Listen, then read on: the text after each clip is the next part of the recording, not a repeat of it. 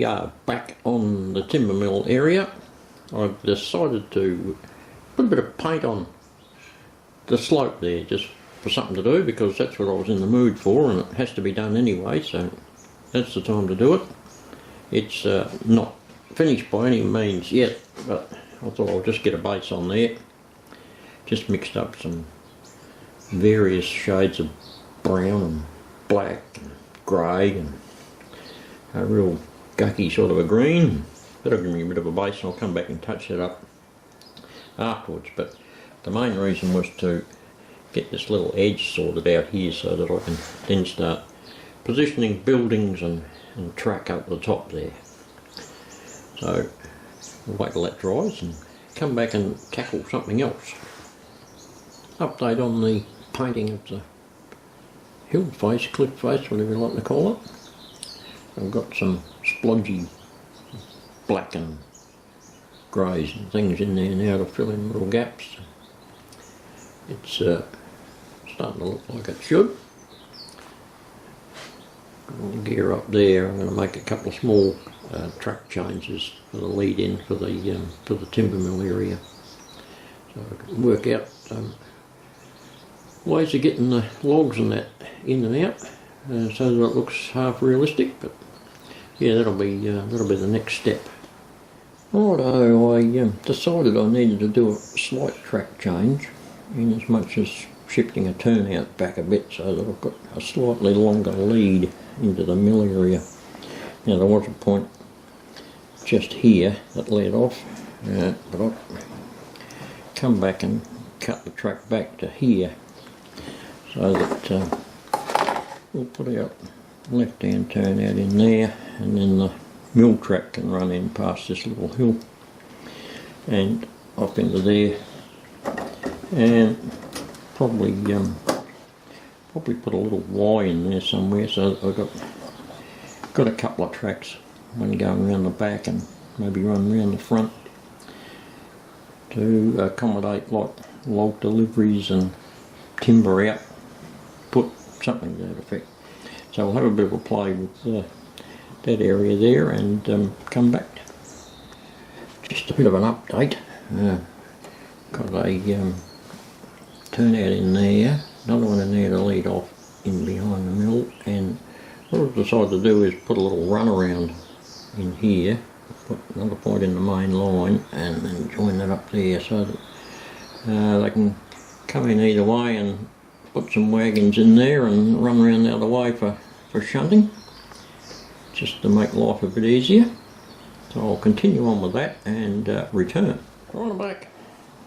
Well, a little bit of toing and froing and fiddling. I've got that bit of track in.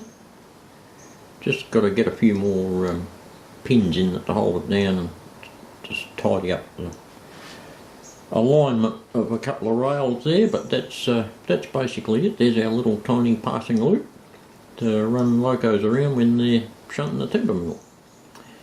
Get that sorted out with the alignment, and then go on with the line coming in here. I've got to work out where things have got to go. So that's next.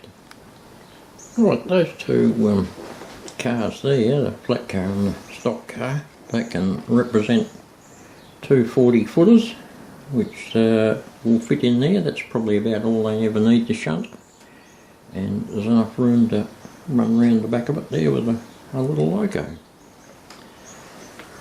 Progress.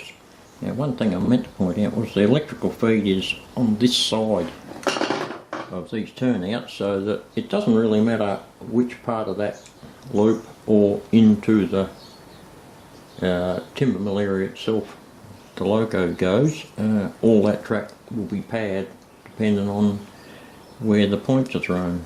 If it's straight, then the power will go into the main line, of course, and thrown over that way, and it'll be fine to go either into the mill itself, or once that point up there is thrown as well, around the loop. I just thought I'd show you that. That's the electrical side of things anyway. So, on with the track. Well, here's the story so far. This is what the current thought process is. Over on this corner, we've got the retail side of things, There's our old mill, and there's our little storage shed, workers' smoko hut and outhouse. Got a siding that runs up down there, in the back and the side to bring in logs, and so far that's what we're up to. Now I've got another thought in mind of putting another turnout in there and another siding down that side for storage, wagons, logs, timber, whatever. I'm thinking I might go down that path, so I'll let that percolate in my head for a little while and then come back. But so far so good, I think. Now this old timber mill, now that I think about it, I've just mentioned it, hasn't got a roof on it. That's the roof, for good reason, in as much as there's no detail inside.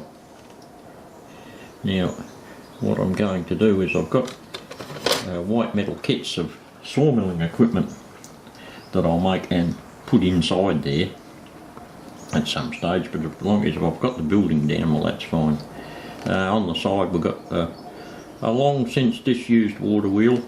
That'll always be covered in with underbrush and such like, but that's why the roof's off, to put a decent sawing setup in there.